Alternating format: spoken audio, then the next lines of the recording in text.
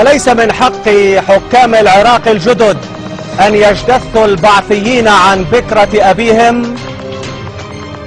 ألم يتورط البعثيون بتأميم النفط وحماية ثروات العراق؟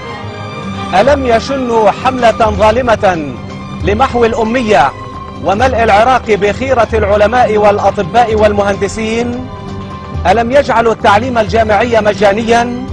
أليسوا متهمين بتحويل الجامعات العراقية إلى صروح عظيمة؟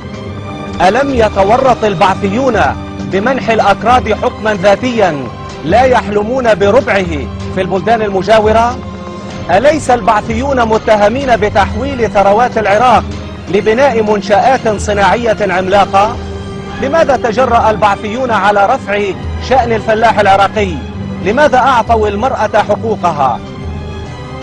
أليس البعثيون جديرين بالاجتثاث لأنهم حاولوا جعل العراق قوة إقليمية عظمى؟ يصيح كاتب عراقي متهكما على العملاء الذين يريدون اجتثاث الشرفاء.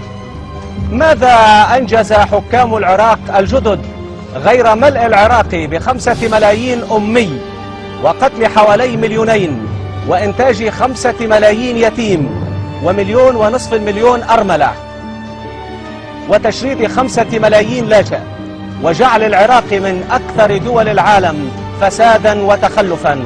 يضيف آخر: من الأولى بالاجتثاث، الذين بنوا العراق أم الذين دمروه بالتواطؤ مع مغول العصر؟